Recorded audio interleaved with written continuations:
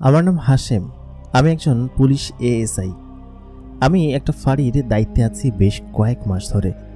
এই দায়িত্বে থাকাকালীন আমি সাধারণত ম্যাক্সিমাম টাইমেই গ্রামের দিকেই তদন্ত করার জন্য যেয়ে থাকি এবং এখানকার যত ছোটোখাটো অপরাধ এবং বড় ধরনের কোনো দায়িত্ব যখন উপরস্থ থানা থেকে আসে তখন বিভিন্ন জায়গায় আমাকেই দৌড়াদৌড়ি করতে হয়।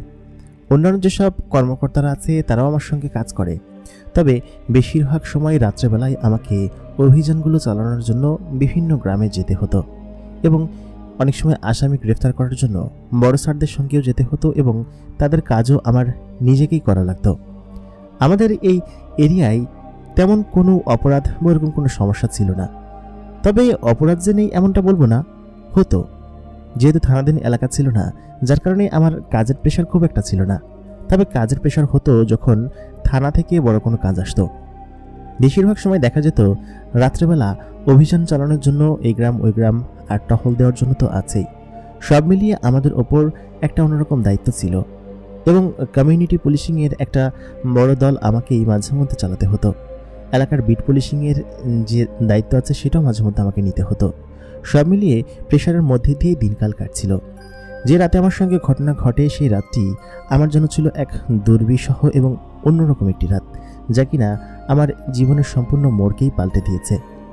প্রিয় দর্শক, সবাই কেমন আছেন? স্বাগত জানাচ্ছি দ্য মেগাবক্স প্রাইমের আরও একটি এপিসোডে। আজকের এপিসোডে আমরা জানব অফিসার হাশেমের জীবনের ঘটনা এবং তার সঙ্গে কি ঘটেছিল। শুরু থেকেই সে যেভাবে বলেছে সেইভাবেই আমি আপনাদেরকে শোনানোর চেষ্টা করব। বরাবরের মধ্যে কণ্ঠে আমি আরজি ইমরান আপনাদের সঙ্গে আছি এবং আপনারা দেখছেন দ্য মেগাবক্স প্রাইম। আশা করি আমাদের গল্পগুলো আপনাদের কাছে শুনতে বেশ ভালো লাগছে। আমার কণ্ঠে গল্পগুলো শুনতে কেমন লাগে অবশ্যই আমাদেরকে কমেন্ট করে জানাবেন। এতে করে আপনাদের জন্য ভিডিও বানাতে আরও নতুন করে অনুপ্রেরণা যোগায়। সেহেতু অবশ্যই একটি করে কমেন্ট করে যাবেন এবং আমাদের ভিডিওতে অবশ্যই লাইক করে যাবেন। তাহলে বেশি কথা বাড়াবো না, আমাদের চ্যানেলটাকে সাবস্ক্রাইব করে রাখবেন এবং অবশ্যই সাথে থাকুন। আমরা সরাসরি ঘটনায় চলে যাই। ঘটনার সময়কাল আজকে থেকে প্রায় 13 বছর আগে। ওই সময় আমি সদ্য নায়ক থেকে একজন এএসআইতে রূপান্তর হয়েছি। বেশ কয়েক মাস হয়েছে এএসআই পদে ডিউটি করছি এবং ভালোই লাগছে। আগে যেখানে ছোটোখাটো ডিউটি ছিল, এখন নিজেকেই সমস্ত কিছু সামলাতে হচ্ছে। অনেক অভিজ্ঞতা অর্জন করেছি। বাড়িতে আমার মা, স্ত্রী এবং একটা ছেলে সন্তান ছিল। আমি ওই সময়টাতে বিবাহিত ছিলাম, তবে পরিবারের কাছে তেমন একটা যাওয়া হতো না। কারণ হচ্ছে বেশিরভাগ সময় ডিউটি থাকতো আর আমার পরিবার ছিল সাতক্ষীরাতে আর আমি ডিউটি করতাম খুলনার একটা অঞ্চলে, যার কারণে তেমন বাড়িতে যাওয়া পড়তো না। আর ডিউটি থেকে বাড়িতে ফেরার পর এই ছুটিমুটি হতো না বলে বাড়িতে খুব একটা যাওয়া হতো না, আর খুব বেশি ডিউটির চাপ ছিল, যার কারণে বাড়িতেও যেতাম না। সব মিলিয়ে এক অন্যরকম ট্রমার মধ্যে দিয়ে যাচ্ছিলাম। নতুন এই পুলিশ ফাঁড়িতে জয়েন করার পর থেকেই এখানকার সমস্ত দায়িত্ব যেন আমার ওপরই অন্যরকমভাবে ছিল এবং সমস্ত কিছুই আমি যেন দায়ভার গ্রহণ করে সমস্ত কিছু চালিয়ে যাচ্ছিলাম। উপরস্থ থানা থেকে যখন কাজ আসতো তখন একটু প্রেশার হতো। কয়েকজন কনস্টেবলকে সাথে নিয়ে আশেপাশের বিভিন্ন এলাকায় ঘুরতাম এবং অপরাধ দমনের যত ধরনের কাজকর্ম ছিল সেগুলো করে বেড়াতাম। বিশেষ করে রাতের অভিযানগুলো আমার কাছে দুর্দান্ত লাগতো।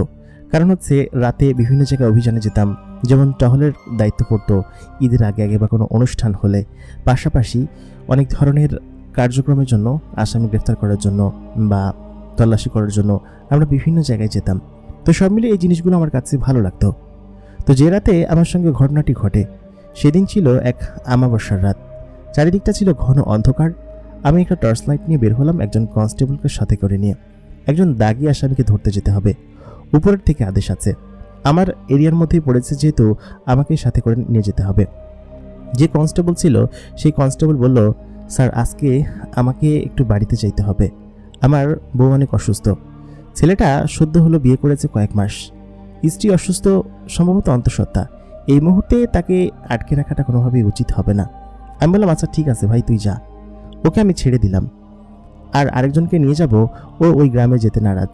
ও বলল কি যে, স্যার আপনি আমাকে অন্য গ্রামে একা একা পাঠান, আমি যেতে রাজি আছি, তবে আমি ওই গ্রামে যাব না।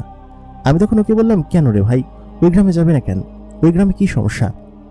ও তখন আমাকে বলল, আপনিও যায়েন না, বিশেষ করে রাত্রেবেলা তো নাই।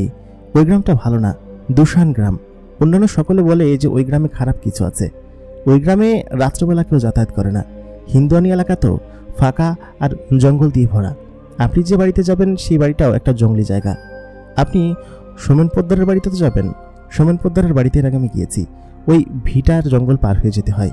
কি যে ঘন জায়গা, ওই জায়গা দিয়ে আশেপাশে কোনো বাড়ি ঘর দৌড় নেই। আর আপনি যান, আমি যাব না। আমি ওকে বললাম, আচ্ছা ঠিক আছে ভাই, তোর যেতে হবে না, তুই থাক, আর থানার দায়িত্ব তুই সামলাস, ঠিক আছে? ওকে ফাঁড়ির দায়িত্ব দিয়ে আমি চলে আসলাম। বাইকটা নিয়ে আমি চললাম সেই গ্রামের দিকে। গ্রামটা বেশ শুনশান দেখেই বোঝা যাচ্ছে, আর যেহেতু আমাবস্যার সময় ছিল সেহেতু খুব অন্ধকার ছিল চারিদিকে। বাইকের আলোতে টিমটিম করে এগিয়ে যাচ্ছিলাম। রাত তখন 12:30টার একটু বেশি হবে। সাধারণত বড় কোনো ধরনের মামলা না হলে টিম সাথে করে না নিয়ে যায় না, কিন্তু ছোটোখাটো মামলা যেহেতু, আর আসামিকে পেলেই হবে। ওকে পেলে একাই সব কিছু নিয়ে আসতে পারবো। অবশ্য 2-3 জন কনস্টেবল সাথে করে নিয়ে গেলেই হতো, গাড়ি সমেত গেলে ভালো হতো। তবে রাত্রেবেলা আমাদের টহলের জন্য গাড়ি দেয় না তেমন, সেই জন্য বাইক নিয়ে যাচ্ছিলাম। আমি যে রাস্তা ধরে যাচ্ছিলাম সেই রাস্তার পাশে ছিল একটা বড় নদী, এবং নদীর পাশ জুড়েই রাস্তাটা বেশ শুনশান। খানিকটা এগোতেই দেখলাম বিরাট কলাবাগান। প্রায় 1 কিলোমিটার জুড়ে এই পাশে শুধু কলাবাগান আর কলাবাগান। এরকম বিদঘুটে জায়গায় তাকালেই ভয় লাগে। যেহেতু হিন্দুয়ানি এলাকা, ভয় পাওয়াটা একটু স্বাভাবিকই। আমি মোটরসাইকেলের স্পিড ভালো মতো দিয়ে দ্রুত যেতে শুরু করলাম। খানিকটা এগোতেই বাঁদিকে চোখ যেতেই আমি আটকে উঠলাম। খেয়াল করলাম কেউ একজন ওখানে বসে আমার দিকে তাকিয়ে আছে। আমি ভালো মতো আমার টর্চ লাইটটা মারতেই খেয়াল করলাম, না, এ তো কিছু না। তবে ভয় যে একটু পেয়েছি সেটা বলা বাহুল্য, কারণ এটা ছিল একটা শ্মশান ঘাট, এবং শ্মশান ঘাটের এখানে একটা মূর্তি খাড়া করা রয়েছে। সম্ভবত হিন্দুদের কোনো দেবীর মূর্তি হবে। প্রথমে দেখে ভয় পেয়ে গিয়েছিলাম, কারণ লাইট মারতে সেটা চকচক করে জ্বলে উঠেছিল। গায়ে মনে হয় গ্লিটার বা জড়ি জাতীয় কোনো কিছু পরানো আছে, যার কারণে আলো মারতেই একটা অন্যরকম রিফ্লেকশন আসলো। কিঞ্চিত ভয় পেয়ে আমি যখন বুঝতে পারলাম যে এটা একটা দেবী এবং একটা শ্মশান ঘাট, তখন সেটাকে আর ভ্রুক্ষেপ না করেই চলে আসলাম। আমি মোটরসাইকেল চালাচ্ছিলাম। বেশ খানিকক্ষণ চালানোর পরে সেই বাড়িতে চলে আসলাম। যে জায়গার শুনশান জায়গা দিয়ে এসেছি তাতে করে যে কারোর ভয় পাবার কথা। আশেপাশে কোনো বাড়ি ঘর দৌড় নেই, কোনো জমি জমা তো দূরের কথা, পাশ দিয়ে নদী বয়ে গিয়েছে, আর ডান পাশে হচ্ছে বিরাট আকৃতির কলাবাগান আর গাছপালা, ঝোপঝাড়। সব মিলিয়ে এর মধ্যে দিয়ে যে কেউ গেলে ভয় পাবে সেটাই স্বাভাবিক। আর আমাবস্যার রাত, তারপর আবার হিন্দুয়ানি এলাকা। ও কে জন্য বলেছিল এই রাস্তাটা কি ভয়ানক। তবে ভয়ের একটু কিছু আছে, আমার তেমন একটা ভয় লাগছে না। রাত প্রায় 1টা বেজে গেল সেই বাড়িতে পৌঁছাতে। আমি সেই বাড়ির উঠানে গিয়ে মোটরসাইকেল থামাতেই বাড়ির ভেতর থেকে 2 জন লোক বেরিয়ে আসলেন। পুলিশ অফিসার দেখে তারা অহেতুক প্রশ্ন না করে বললেন, দাদা আপনি? আমি বললাম কি যে সোমেন পোদ্দার কি বাড়িতে আছে? উনি বলল কি যে সে তো বাড়িতে আসে না, বহুকাল হয়েছে। সেই যে ওর নামে মামলা হইল তারপর থেকে তার খুঁজে পাওয়া যাইতেছে না। আমি বললাম, দেখেন আসামি কোথায় আছে বলেন, ওর বেশি সাজা হবে না, তবে এরকম লুকায় থাকার জন্য হয়তো বড় ধরনের সাজা হইতে পারে। আপনি ভালো মতো বোঝাচ্ছি, ওর বেশি তো সমস্যা না, দেওয়ানি মামলা, অত বড় তো কোনো সমস্যা না। দেওয়ানি মামলা এরকমভাবে ঘুরে বেড়ানো হয়, ওকে আদালতে সারেন্ডার করতে বললেন। এই বারবার আমার আশা লাগে না এত করে। তখন সোমেন পোদ্দারের বাপ বললেন কি যে ওরে পাবো কোথায়, ও তো বাড়িতেই আসে না, তবে যদি কোনো সময় ফোনে পাই, আমি দেখি যদি পাই তাহলে আপনারা আমি জানাবো না, আপনার ফোন নাম্বারটা দিয়ে যান। আমি আমার নাম্বারটা দিয়ে তখন সেখান থেকে চলে আসলাম। আমি জানি যে ওকে পাওয়া যাবে না, তারপরেও একবার বৃথা চেষ্টা। থানায় তো রিপোর্ট জমা দিতে হবে যে আমি গিয়েছিলাম সেখান থেকে রিপোর্ট নিয়ে আমি চলে আসলাম। নিয়ে তারপর আমি বাড়ির দিকে আসছিলাম, মানে থানার দিকে। আমাদের ওই ফাঁড়িতেই সমস্ত কিছু, খাওয়া দাওয়া, ক্যান্টিন, ওইখানে গোসল, ওইখানেই সমস্ত কিছু, এবং ওইখানে আমরা থাকি। তো সেহেতু ফাঁড়িতেই ফেরত আসতে হবে আমাকে। আমি ওই রাস্তা ধরেই ফেরত আসছিলাম। রাস্তাটা আগের থেকে যেন বেশি শুনশান লাগছিল, আর বেশি শব্দময় মনে হচ্ছিল। মানে দুই পাশে ঝিঝি পোকা, অন্যান্য সব পোকা যেন অন্যভাবে ডাকাডাকি করছিল। এত ভয়ানক যাওয়ার সময় লাগেনি, তবে ফেরার পথে এমন কেন মনে হচ্ছে বুঝতে পারছি না। রাত তখন বেশ গভীর হয়েছে, 1:30টার বেশি হবে। আমি সেই রাস্তা ধরে আসছিলাম। হঠাৎ করেই একটা মাথায় আমার মোটরসাইকেলটা আচমকা বন্ধ হয়ে গেল। এবার তো আর একটা বিপদে পড়া গেল। মোটরসাইকেল তো সাধারণত এরকমভাবে বন্ধ হয় না, তাহলে এটা বন্ধ হলো কিসের জন্য? কিছুই তো বুঝতে পারছি না। আমি মোটরসাইকেল থেকে নেমে তারপর চাবিটা বের করে আবার চাবি দিতে লাগলাম, কিন্তু কোনোভাবেই স্টার্ট নিচ্ছে না। সেলফেই কাজ করছে না। যখন সেলফ বারবার মারতে মারতে যেন সেটা একদম বসে গিয়েছে, তখন সদ্য গাড়িতে সেলফ যুক্ত হয়েছে, কিন্তু এই জিনিসটা একদম অকাজের। আমি তখন কিক মারতে শুরু করলাম গাড়িতে, কিন্তু কোনোভাবেই গাড়ির কিকও স্টার্ট নিচ্ছিল না। কী করবো কিছু বুঝতে পারছি না। গাড়ির হেডলাইটটাও ঠপাস করে বন্ধ হয়ে গেল। এতে আরেক বিড়ম্বনায় পড়া গেল। এরকমভাবে হেডলাইট বন্ধ হয়ে গেল। তারপর আমি আমার কোমর থেকে টর্চ লাইটটা বের করে আশপাশে মারতে খেয়াল করলাম, এ তো বিশাল ঘোপ মুক্ত জায়গা। বিশাল বড় দুটো তেঁতুল গাছ নদীর পাড়ের ওই কিনারার দিকে রয়েছে। এত বড় তেঁতুল গাছ বাপের জন্মে কোনোদিন দেখিনি। তেঁতুল গাছের নিচ দিয়ে একটা রাস্তা বয়ে গিয়েছে, সম্ভবত নদীর দিকে গিয়েছে। আর এটা সম্ভবত মনে হচ্ছে একটা খেয়াঘাট। খেয়াঘাটটা দেখে কিঞ্চিত ভয় লাগলো, কারণ ভয় লাগারই মতো বিষয়। আমি খেয়াল করলাম খেয়াঘাটের অপর প্রান্তে কেউ একজন কাপড় ধুচ্ছে। সেটা আমি স্পষ্ট এই পাশ থেকে দেখতে পাচ্ছি লাইট মারার পরে। লাইট মারতে এসে যেন কোনো একটা বিরক্তি নিয়ে আমার দিকে তাকালো। কিছু বুঝতে পারলাম না। তারপর আমি খেয়াল করলাম সে পানির উপর দিয়ে হেঁটে আমার দিকে আসছে। এটা দেখে আমার গায়ের লোম দাঁড়িয়ে গেল।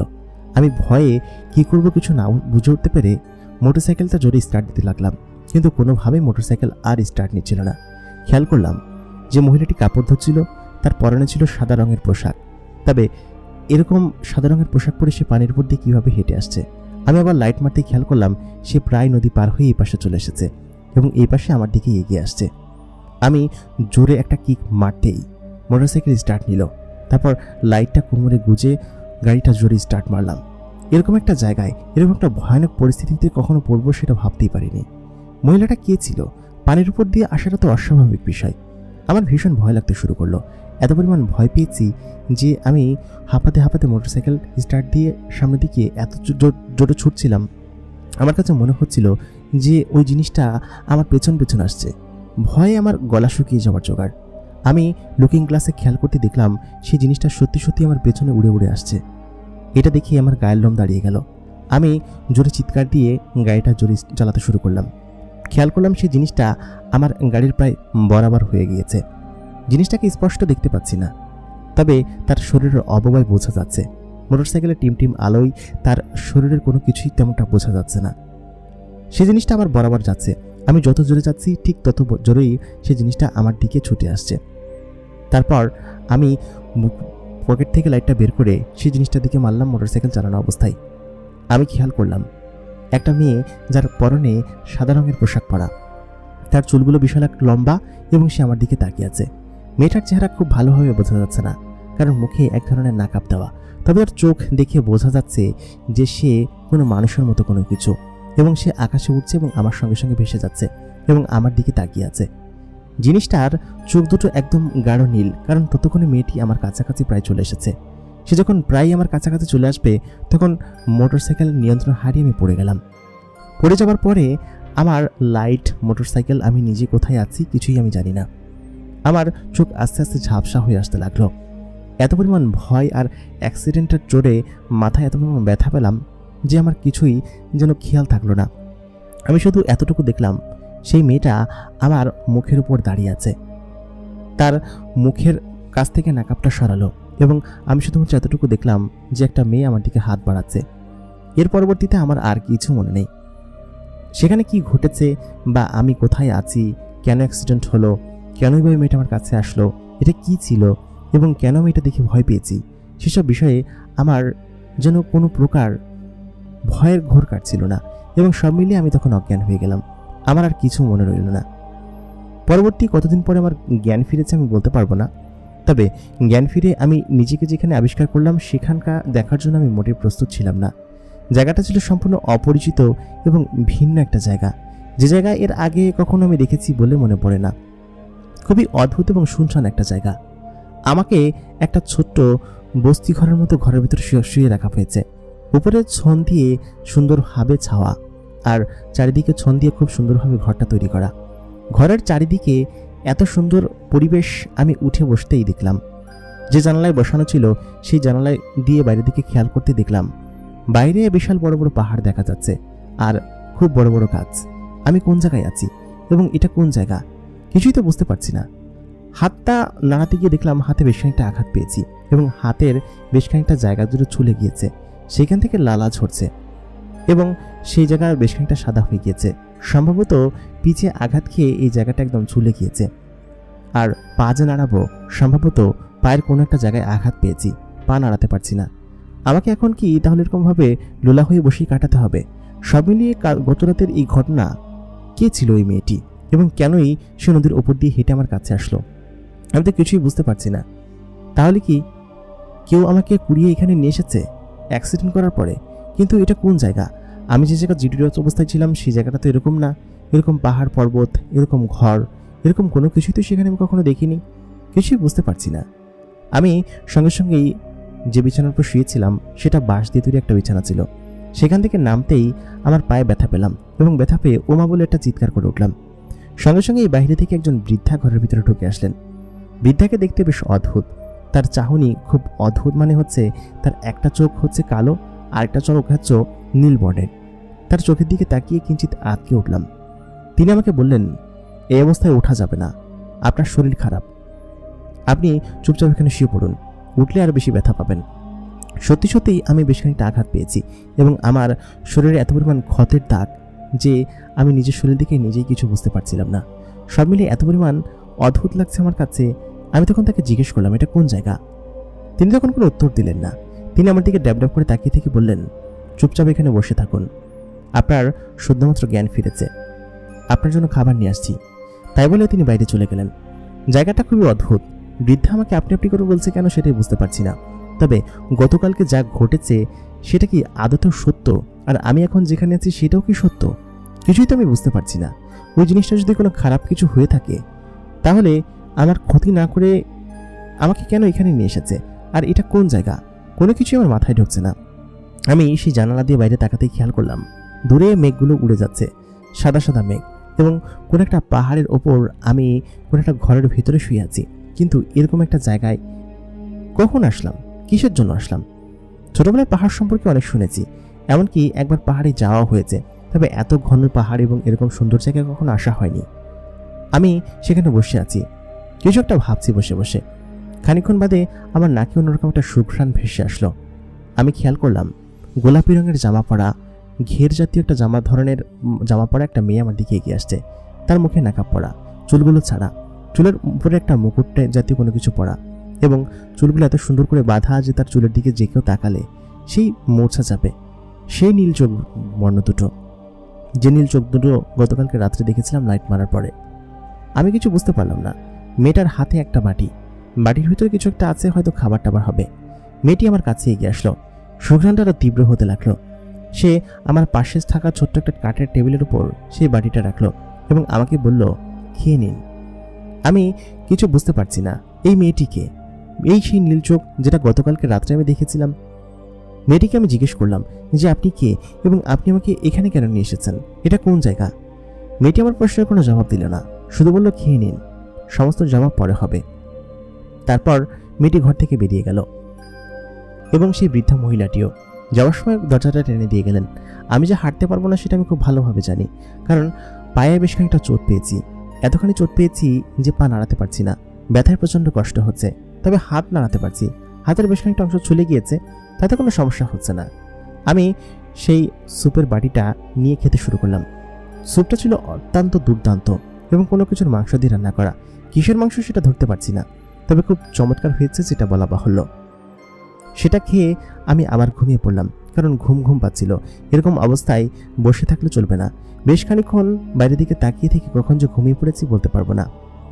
পরবার যখন চোখ খুলো তখন রাত, গভীর রাত, চারিদিকে ঝিঝি পোকা ডাকছে এবং পাহাড় যেন তার অন্যরকম এক সৌন্দর্য মেলে ধরেছে। যদিও চারদিকে অন্ধকার, তবুও দূরে অদ্ভুত সব আলো জ্বলতে দেখা যাচ্ছে এবং আকাশে বড় বড় পাখি উঠতে দেখছি। কিছুই তো বুঝতে পারছি না। আর সেই লোক দুটো কোথায় গেল, যে মেয়ে দুটি, মহিলা দুটি এবং সেই মেয়েটি, কিছুই তো বুঝতে পারছি না। আমি উঠে বসে পড়লাম। উঠে বেশ খানিকক্ষণ বাইরের দিকে তাকিয়ে থাকলাম। খেয়াল করলাম বাহিরে বড় বড় পাখি উঠছে, কিন্তু এত বড় বড় পাখি এতক্ষণ তো সারাদিন তো ছিল না, কোথাও তো দেখিনি। পাখিগুলোকে দেখতে অনেকটা মানুষের মতো। কিছুই তো বোঝা যাচ্ছে না। এত বড় বড় বিশাল আকৃতির ডানাওয়ালা পাখি তো কখনো দেখিনি, আর তাদের হাত পাও হাতে মনে হচ্ছে। সব মিলিয়ে আমি স্বপ্ন দেখছি কিনা কিছুই বুঝতে পারছি না। বেশ খানিকক্ষণ বাইরের দিকে তাকিয়ে আবার ঘুম পেয়ে গেল। যেহেতু স্যুপের ভিতরে মনে হয় ঘুমের কোনো ওষুধ মেশানো ছিল বা এরকম কোনো কিছু ছিল, যার কারণে আমার বারবার ঘুম পাচ্ছিল। আমি আবার ঘুমিয়ে পড়লাম। ঘুম ভাঙলো পরের দিন সকালবেলা। সকালবেলা বলতে প্রায় সূর্য তখন মাথার উপরে, দুপুর দুপুর ভাব হয়ে এসেছে। ঘুম থেকে উঠে খেয়াল করলাম আমার পাশে একটা টুলের মধ্যে সেই মেয়েটি বসে আছে। তার মুখে তখনও নাকাব পরা, আর সেই বৃদ্ধা মহিলাটি আমার পায়ের কাছে বসে কিছু একটা বলছে এবং আরেকজন অদ্ভুত দেখতে মানুষ আমার পাশে বসে আছে। সেই লোকটির মুখে জাপানিজদের মতো দাড়ি এবং লোকটির নাকটা এত বিশাল যে নাকের ভারে তার মুখটা দেখা যাচ্ছে না। দাড়ি গোফের মাঝখানেও মুখটা একদমই বোঝা যাচ্ছে না, মুখ আছে নাকি নেই সেটাও বোঝা যাচ্ছে না। এই লোকটির চোখও একদম সাদা ধবধবে এবং নীল বর্ণের, মানে ধবধবের ভিতরে একদম নীল, তবে কেমন নীল বোঝা যাচ্ছে না, ধূসর বিড়ালের মতো। লোকটি আমার দিকে তাকাচ্ছে, একবার আমার পায়ের দিকে তাকাচ্ছে। পায়ের যে অংশ ব্যথা পেয়েছি সেই অংশের অনেকটা অংশ মচকে গিয়েছে, তিনি সেখানে কোনো কিছু একটা করে দিচ্ছে। সে আমার পা ধরে হালকা একটু মোড়া দিতেই পায়ের অর্ধেক ব্যথা গায়েব হয়ে গেল। তবে যখন মোড়া দিয়েছে তখন ভীষণ ব্যথা পেয়েছিলাম। উনি তখন বললেন যে পা ঠিক হয়ে যাবে। আমি বললাম, আমার পা কি ভেঙে গিয়েছে নাকি? উনি তখন বললেন, না, সামান্য একটু মচকেছে, তবে ঠিক হয়ে যাবে। আমি সোজা করে দিয়েছি আর একটু টোটকা দিচ্ছি, এটা 3-4 দিন খেলে আর লাগালেই ঠিক হয়ে যাবে। সব মিলিয়ে খুব দ্রুত সেরে উঠবে। আর দেখি হাতের কি অবস্থা। আমি হাত বাড়িয়ে দিলাম, তবে আমি যে এখানে কেন এবং কিসের জন্য 2 দিন ধরে পড়ে আছি কিছুই বুঝতে পারছি না। তিনি আমাকে বললেন এটাও 2 দিনের মধ্যে সেরে যাবে। আমি হাতের দিকে তাকিয়ে সত্যি অবাক হয়ে গেলাম, কারণ হাতে ততক্ষণে কালো কালো সেই জলটা বসতে শুরু করেছে। এত কম সময়ের মধ্যে কালো জলটা হাতের মধ্যে বসবে, সেটা তো অবাক করার মতো বিষয়। কিছুই তো বুঝতে পারছি না। তারপর সেই লোকটি সেখান থেকে চলে গেলেন এবং সেই মেয়েটির সঙ্গে কথা বলতে লাগলেন। মেয়েটি বেশ খানিকক্ষণ পর ঘরের ভিতরে আসলেন। আসার পরে আমাকে আবার এক বাটি স্যুপ খেতে দিলেন। বললেন কি যে এটা খেয়ে নিন। আমার প্রচণ্ড ক্ষুধা লেগেছিল, ঘুম থেকে উঠেই অনেক ক্ষুধা পাচ্ছে, কিছু বুঝতে পারছি না। সেই অদ্ভুত ফল এবং স্যুপটা খেতেই আমার আবার ঘুম পাচ্ছিল। মেয়েটি সেখান থেকে চলে গেল এবং যাওয়ার সময় দরজা টেনে দিয়ে গেল। তারপর আবার আমি ঘুমিয়ে পড়লাম। ঠিক ওরকম রাত্রেবেলা আবার আমার ঘুম ভাঙলো। আমি ঘুম থেকে উঠে দেখি বাহিরে ওরকম ভাবে পাখি উড়াউড়ি করছে এবং বিশাল আকৃতির বড় বড় মানুষ উড়াউড়ি করছে। স্বপ্ন দেখছি নাকি অন্য কিছু বুঝতে পারছি না। আমি আবার ঘুমিয়ে পড়লাম ওই রাত্রেবেলা। ঘুম ভাঙলো আবার পরের দিন সকালবেলা। ঘুম থেকে উঠে আশেপাশে কাউকে দেখতে পেলাম না। আমি খেয়াল করলাম আমার হাতের যেখানটা ছুলে গিয়েছিল সেই অংশগুলো একদম সেরে গিয়েছে। জলটা উঠে সেই জায়গাটা সাদা সাদা হয়ে গিয়েছে এবং বেশ আগেই সেরে উঠেছে। আমি খেয়াল করলাম মাত্র 2-3 দিনের মধ্যে হাতের এই চলটাগুলো সেরে গেল কিভাবে, কিছুই তো বুঝতে পারছি না। আর পায়ের ব্যথা একেবারে গায়েব হয়ে গিয়েছে, পা ফেলতে পারছি, হালকা হালকা ব্যথা লাগছে, তবে তাতে কোনো সমস্যা হচ্ছে না। আমি নিচে পা রাখতেই খেয়াল করলাম সোজা হয়ে দাঁড়াতে পারছি।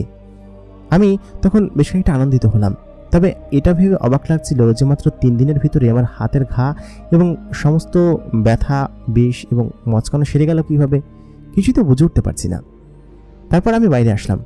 বাইরে আসার পর খেয়াল করলাম সেই মহিলাটি একটা বেঞ্চের উপর বসে আছে, বসে কিছু একটা ভাবছে বা কোনো দিকে তাকিয়ে আছে। সে আমাকে দেখতেই সঙ্গে সঙ্গেই সেই পাহাড়ের নিচে ঝাঁপ দিল। আমি তখন তাকে আটকাতে গিয়ে বললাম, আরে আপনি কি করছেন? কিন্তু ততক্ষণে সে পাহাড়ের নিচে ঝাঁপ দিয়ে ফেলেছে এবং কোথায় গিয়েছে কিছু বলতে পারবো না। তবে তাকে আমি নিচে দেখতে পেলাম না। আশ্চর্য তো, এখানে সব মানুষজন সত্যি অদ্ভুত এবং সত্যিই খুবই আশ্চর্যজনকভাবে চলাফেরা করে, কিছুই তো বুঝতে পারছি না। আমি সেই বেঞ্চের উপর গিয়ে বসলাম, পা ফেলতে পারছি, সবকিছু ঠিকঠাক আছে, তবে জায়গাটা সম্পর্কে আমার সত্যি খুব অদ্ভুত লাগছে। সেখানে বসতে বসতেই বিকেল হয়ে গেল। তার মানে আমি ঘুম থেকে উঠেছি দুপুরের পর। আকাশের দিকে তাকিয়ে দেখি সত্যি ঠিক তাই। আকাশ তখন মেঘলা ছিল, বুঝতে পারিনি সন্ধ্যা হয়ে এসেছে। সন্ধ্যা হতেই চারিদিকে কেমন অন্য ধরনের আওয়াজ আসতে শুরু করলো এবং বেশ খানিকক্ষণ পর খেয়াল করলাম যে পেছন থেকে একটা বিশাল আকৃতির পাখি আমার যে ঘর আছে সে ঘরের উঠানে দাঁড়ালো এবং যে জায়গাটা আমি আছি সেই জায়গাটা একটা পাহাড়ি উপত্যকা এবং পাহাড়ের নিচে ঢাল এবং শুধু একটু উপত্যকার উপরেই এই ঘরটা তৈরি। সাইডে ছোটখাটো রাস্তা আছে, তবে মানুষ যাতায়াতের মতো রাস্তা না। এখানকার মানুষজন কি যাতায়াত করে না নাকি এটা কোন জায়গা? নীলগিরি, বান্দরবন নাকি অন্য কোনো জায়গা, খাগড়াছড়ি, কিছুই তো বুঝতে পারছি না। সব মিলিয়ে সন্ধ্যার কিছু পরপর ওরকম একটা পাখি আমাদের সে উঠানোর উপর সে পড়লো। আমি পেছন থেকে তাকাতে খেয়াল করলাম সেই মেয়েটি আমার দিকে হেঁটে আসছে। মেয়েটির নীলবর্ণ চোখ আমি স্পষ্ট বুঝতে পারছি। আকাশে তখন বিশাল আকৃতির জ্যোৎস্না উঠেছে। মাত্র 3 দিনের মধ্যে জ্যোৎস্না কোত্থেকে আসলো কিছুই তো বুঝতে পারছি না। মেয়েটি আমার কাছে আসলেন। আমি মেয়েটিকে বললাম, আচ্ছা আপনি বলুন তো আপনি কে এবং কেন আমাকে এখানে নিয়ে এসেছেন? কেন আমার সঙ্গে এরকমভাবে আপনারা করছেন? আমার হাত এত দ্রুত ঠিক হয়ে গেল কিভাবে? আমি কিভাবে হাঁটতে পারছি?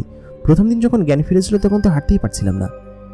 মেয়েটি তখন আমাকে বলল, আপনি এখানে 3 সপ্তাহ যাবত আছেন, তারও বেশি হবে।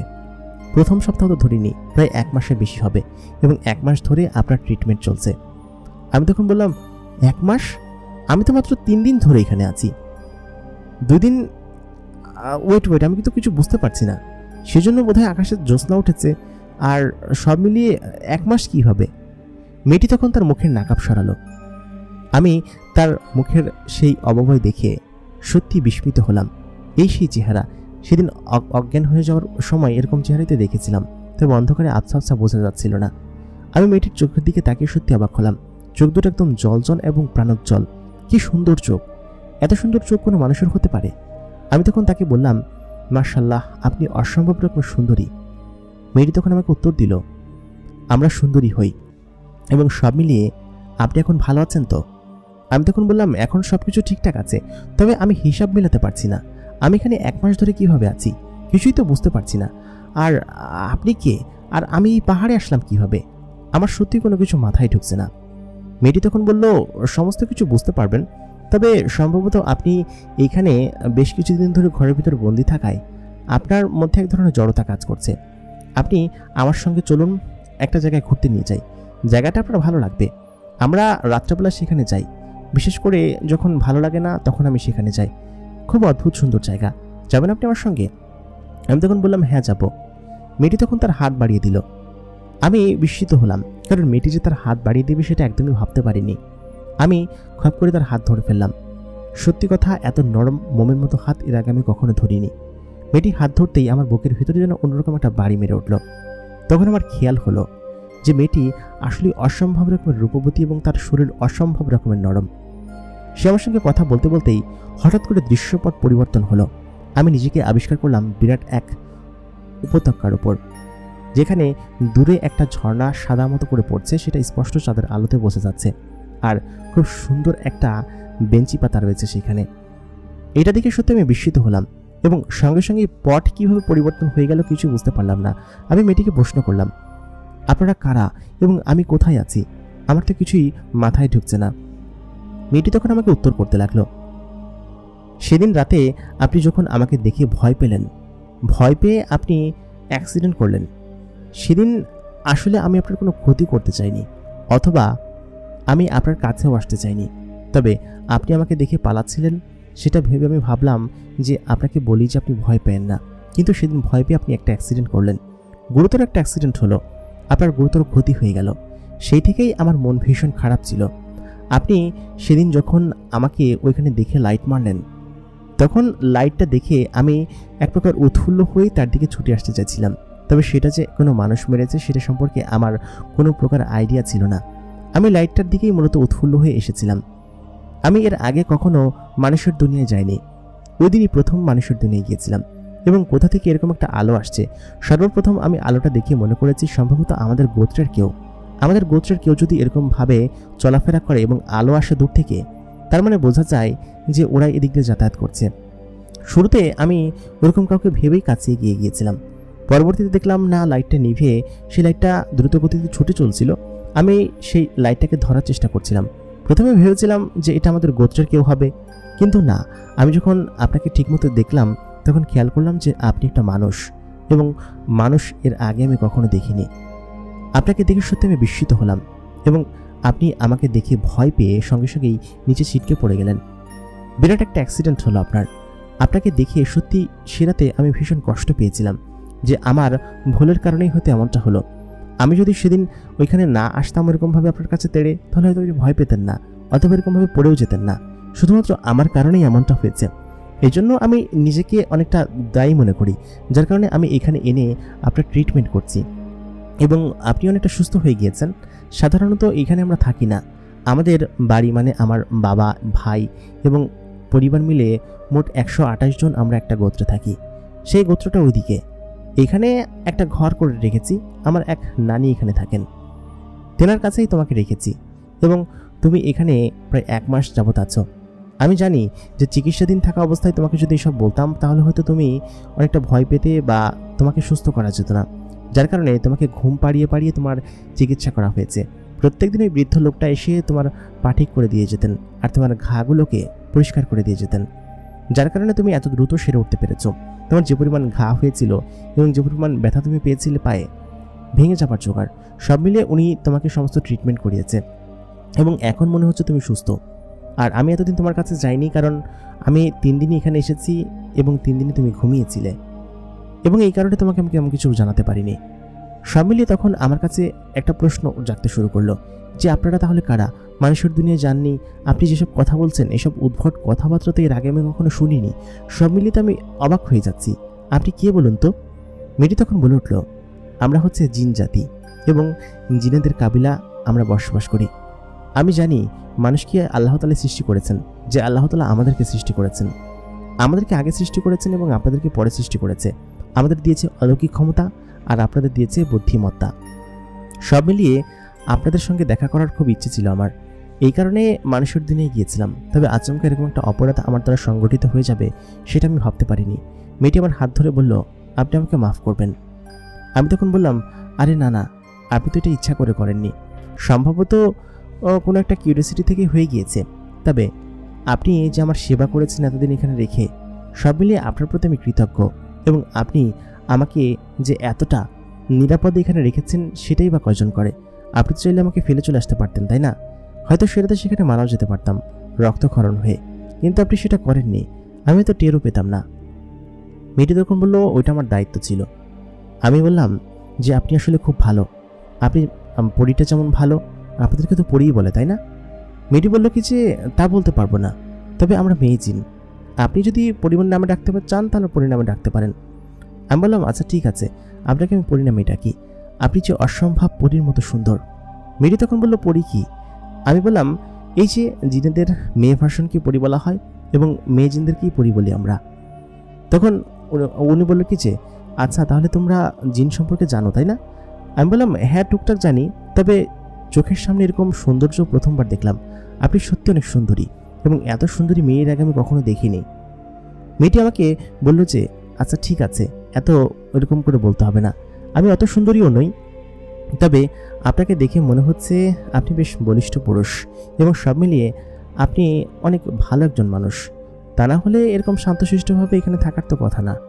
আমি বললাম, তেমনটা না, তবে ওই যে আমি ঘুমিয়েছিলাম। সব মিলিয়ে আপনাকে অনেক ধন্যবাদ। মেয়েটি আমাকে বলল, আচ্ছা ঠিক আছে, তাহলে এবার চলুন আপনাকে আমাদের বাড়িতে নিয়ে যাই। আমি বললাম, কোথায়? জিনেদের কাবিলায় যেখানে আপনারা থাকেন, ওইখানে গেলে আমি ভয়ে মরে যাব।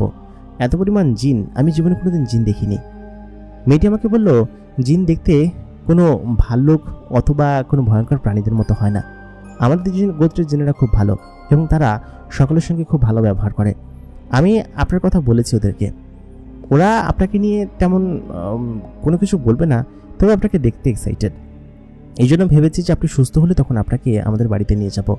এবং তারপর উনি আমাকে সঙ্গে করে তাদের বাড়ির দিকে নিয়ে যেতে লাগলেন। এতক্ষণে বুঝতে পারলাম যে হঠাৎ করে দৃশ্যপট কীভাবে পরিবর্তন হয়ে গিয়েছিল এবং আশপাশের এরিয়া জুড়ে কেন পাখির মতো মানুষজন ওড়াউড়ি করছিল। কারণ জিনারা যে আকাশে উঠতে পারে এবং এটা তাদের এলাকা এবং তারা এখানে থাকে, এরকম পাহাড়ি উপত্যকায় তারা থাকে। সব মিলিয়ে তাদের প্রতি যখন ধারণা আসলো তখন বুঝতে পারলাম যে আমি এতদিন কোথায় ছিলাম এবং এখন কোথায় আছি। হঠাৎ করে আমার বাড়ির কথা মনে হতে লাগলো। আমি চিন্তা করলাম যে আমার ছেলেটা কেমন আছে, আমার স্ত্রী, বাবা মা, সব মিলিয়ে আমাকে কি ওরা খোঁজাখুঁজি করছে না? আমি যে 1 মাস ধরে গায়েব, অথবা পুলিশের সমস্ত কর্মকর্তারা নিশ্চয়ই আমাকে খোঁজাখুঁজি করছে, আমাকে নিয়ে নিশ্চয়ই এতক্ষণে থানায় ডায়েরি হয়ে গিয়েছে, নিশ্চয়ই এফআইআর করা হয়ে গিয়েছে। সব মিলিয়ে কিছুই বুঝে উঠতে পারছি না, এখান থেকে আমি যেতে পারবো? চিন্তা করতে করতেই বেশ খানিক্ষণ পরে আমি একটা জায়গায় এসে থামলাম।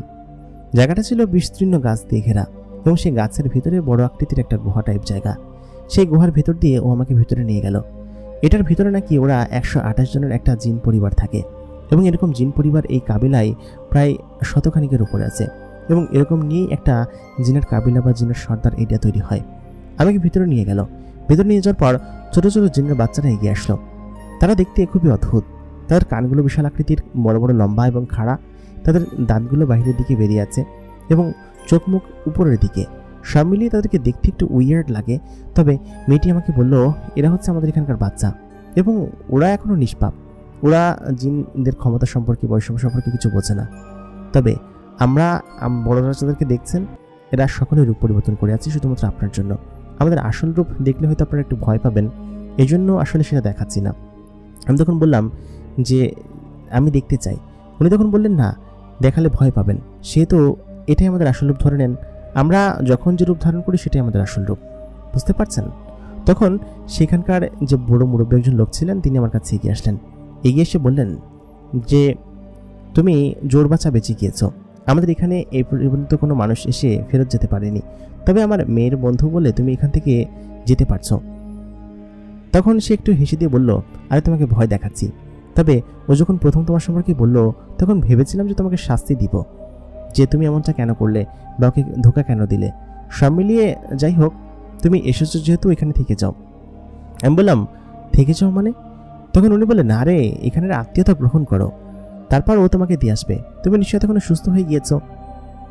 আমি তখন বললাম, জি হ্যাঁ, সুস্থ। তারপর ওদের সকলের সঙ্গে খেতে বসলাম।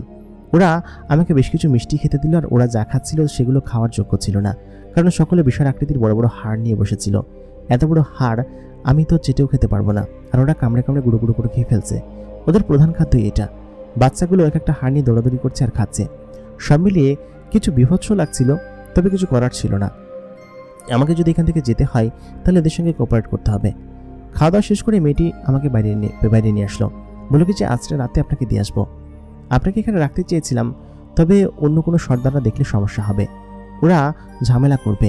সব মিলিয়ে এখানে মানুষের প্রবেশ নিষেধ আছে, তবে আপনাকে নিয়ে আসতে পেরেছি এটাই আমাকে বেশ আনন্দিত করেছে যে আপনি এখানে এসেছেন, আপনাকে ঘুরিয়ে ঘাড়িয়ে দেখাতে পেরেছি। সব মিলিয়ে আমার কাছে খুব ভালো লেগেছে। আপনি বেশ ভালো একজন মানুষ, আপনার কথাবার্তা শুনে বুঝতে পেরেছি।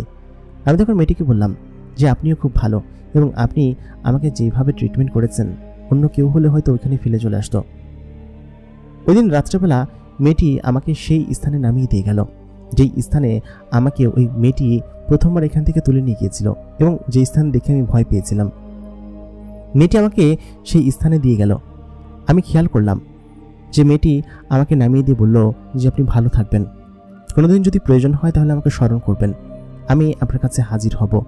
আর সম্ভবত আমার প্রয়োজন আপনার কখনো হবে না, তবে আপনি বেশ ভালো মানুষ, আপনার সঙ্গে এই কয়েকদিনে মিশে খুব ভালো লেগেছে, এবং আপনি খুব ভালো থাকবেন। তাই বলে সে আমার চোখের সামনে থেকে একটু একটু করে গায়েব হয়ে গেল। মেয়েটি ছিল অসম্ভব রকমের সুন্দরী এবং রূপবতী, তার দিকে যে কোনো পুরুষ তাকালেই বিমোহিত হয়ে যাবে। আমি একজন বিবাহিত পুরুষ হওয়া সত্ত্বেও তার দিকে তাকিয়ে সত্যি যেন গলে যাচ্ছিলাম, এবং আমার কাছে তাকে বেশ ভালো লেগেছিল। তার প্রতি একটা অন্যরকম টান অনুভব করছিলাম আমি। এটা কিসের জন্য জানি না। আমি খেয়াল করলাম তখনও গভীর রাত এবং চারিদিকটা ভীষণ অন্ধকার। আমি হাঁটতে হাঁটতে ফাঁড়ির কাছাকাছি চলে আসলাম। যে ফাঁড়িটার কাছাকাছি এসেছিলাম, আসার সঙ্গে সঙ্গেই একজন কনস্টেবল আমাকে দেখে দৌড়ে আসলেন। দৌড়ে এসে বলল কি যে স্যার আপনি? আমি তখন বললাম, হ্যাঁ, আমাকে দেখে তো অবাক হওয়ার কি হচ্ছে। উনি তখন বললেন, আপনি এখনো জীবিত আছেন? আমরা সকলে ভেবেছি তো আপনি মারা গিয়েছেন এবং আপনার লাশ গুম হয়ে গিয়েছে। আপনাকে খোঁজার জন্য চারিদিকে যে কত কিছু করা হয়েছে, সঙ্গে সঙ্গে থানায় একটা হিড়িক পড়ে গেল। ফাঁড়ির সকলে দৌড়ে আসলেন। ততক্ষণে এই অঞ্চলে নতুন একজন ফাঁড়ির প্রধানকে পাঠানো হয়েছে এবং আমাকে মিসিং দেখিয়ে তখনও তদন্ত চলছে। সব মিলিয়ে আমি কোথায় গিয়েছি, কিসের জন্য গিয়েছি, এইসব বিষয়ের প্রশ্নের সম্মুখীন হতে শুরু করলাম। আমি তাদেরকে কোনোভাবে বোঝাতে সক্ষম হচ্ছিলাম না যে আমি এই জগতে ছিলাম না, এবং আমি যে জগতে ছিলাম সেই জগৎটা এই জগৎ থেকে অনেকটা ভিন্ন। সকলে আমাকে নিয়ে গোল মিটিংয়ের মতো করে বসলেন এবং বসে বললেন যে আপনি এতদিন পর কোত্থেকে আসলেন? আপনাকে এমন কোনো জায়গায় নিয়ে খোঁজা হয়নি, নিউজ করা হয়েছে, সারা বাংলাদেশের একটা অন্যরকম ইস্যু হয়ে গিয়েছেন আপনি।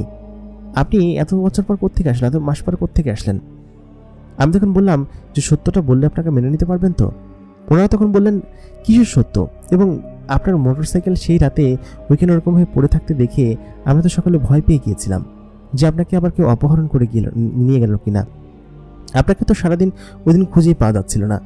রাস্তার উপর একজন আপনার মোটরসাইকেল এবং টর্চ লাইট পড়ে থাকতে দেখে আমাদের থানায় যোগাযোগ করে, এবং থানায় যোগাযোগ করার পরে তারপর সেখানে গিয়ে আপনার মোটরসাইকেল এবং সেই টর্চ লাইটটা উদ্ধার করা হয়, কিন্তু আপনাকে খুঁজে পাওয়া যায়নি। তবে রাস্তার উপর বেশ খানিক রক্ত দেখা গিয়েছিল।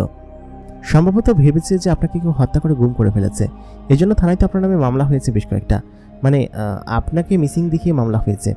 সব মিলিয়ে এই এলাকার মানুষজন ভয় পেয়েছিল এবং ওই রাতে নাকি আপনাকে আমাদের হেড কনস্টেবল যেতে নিষেধ করেছিল, তারপর আপনি সেখানে গিয়েছিলেন, কিন্তু আপনার সঙ্গে কী ঘটেছে? তখন আমি সকলকে বললাম যে এরকম আমি এই জগতে ছিলাম না, আমি একটা ভিন্ন জগৎ থেকে ঘুরে এসেছি, যে জগৎটা এই জগতের সাথে একদমই কানেক্টেড না। আমি সেখানে এই কয়েক মাস ছিলাম এবং তারা আমাকে এরকমভাবে বলেছে এবং এরকমভাবে নামিয়ে দিয়ে গিয়েছে। সব মিলে তারা কোনোভাবে বিশ্বাস করতে চাইছিল না যে আমাকে সেখানে নিয়ে গিয়েছিল। তাদের দাবি যে আমি মিথ্যা কথা বলছি কোনো একটা বিষয় নিয়ে, তবে তারা কোনো বিষয়ে আন্দাজ করতে পারছে না যে আমি কোন বিষয় নিয়ে মিথ্যা কথা বলছি বা কোন কেসকে ধামাচাপা দেওয়ার জন্য সব কথা বলছি।